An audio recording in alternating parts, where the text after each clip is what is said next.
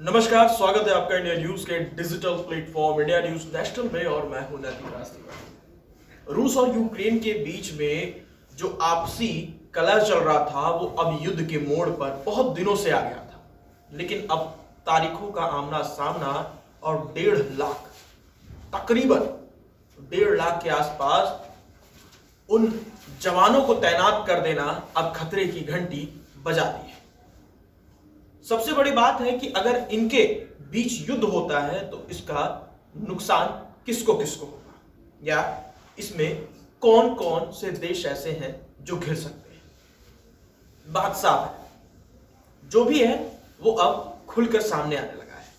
अगर राष्ट्रपति पुतिन की बात करें या अमेरिका के राष्ट्रपति हैं जो बाइडेन, उनकी बात करें या फिर यूक्रेन के प्रेसिडेंट की बात करें, जो बात सामने आई है वो क्या आई है, जरा एक बार उस पर भी नजर दौड़ा लें। रूस और यूक्रेन के बीच युद्ध में बादल गहरा रहे हैं।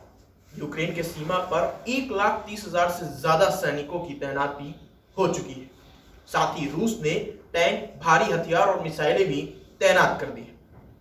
रिपोर्ट की माने तो रूस ने यूक्रेन को 3 ओर से घेर लिया है।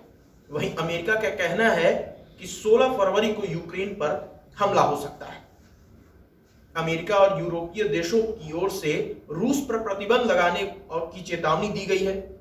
हालांकि रूस पर इसका असर नहीं पड़ रहा है। रविवार को अमेरिकी राष्ट्रपति जो बाइडेन ने रूस के राष्ट्रपति व्लादिमीर पुतिन से बात की थी। उन्होंने यूक्रेन के राष्ट्रपति विलोदिमीर से बात की थी। अमेरिकी अधिकारियों ने पिछले हफ्ते यूक्रेन सीमा पर 1 लाख रूसी सैनिकों के तैनात होने की जानकारी दी थी, लेकिन अब अधिकारियों का कहना है कि यूक्रेन सीमा पर रूस के 1,30,000 से ज्यादा सैनिक डटे हुए हैं। इनमें से 1,12,000 जवान सेना और 18,000 जवान नौसेना और वायुसेना के हैं। इसी बीच कुछ रिपोर्ट्स सामने आई हैं और रिपोर्ट्स में दावा किया गया है कि रूस ने यूक्रेन को 3 ओर से घेर लिया है। इनमें दक्षिण में क्रीमिया और उत्तर में बेलारूस की ओर से घेरा है। वहीं रूस ने यूक्रेन के साथ लगती सीमा पर भी सैनिक तैनात कर दिए हैं। अमेरिकी रिपोर्ट बताती है कि रूस यूक्रेन पर कभी भी हमला कर सकता है। जिन जगहों से तस्वीरें आई हैं, सैटेलाइट तस्वीरें आई हैं, उन जगहों पर ये तो साफ हो चुका है कि कितने जो सैनिक हैं पूरे तरीके से, और जो कहते हैं ना कि S-400 एयर डिफेंस सिस्टम, मतलब पूरे तरीके से जो सीमा पे तैनात बेलारूस के और कीवी के बीच में जो 150 किलोमीटर की दूरी है, उस पे पूरे तरीके से वहां पर हथियार, अत्याधुनिक मिसाइल और यहां तक कि सारे डिफेंस सिस्टमों को तैनात कर दिया गया है। यूक्रेन के साथ अमेरिका, ब्रिटेन समेत यूरोपीय देश और नाटो है।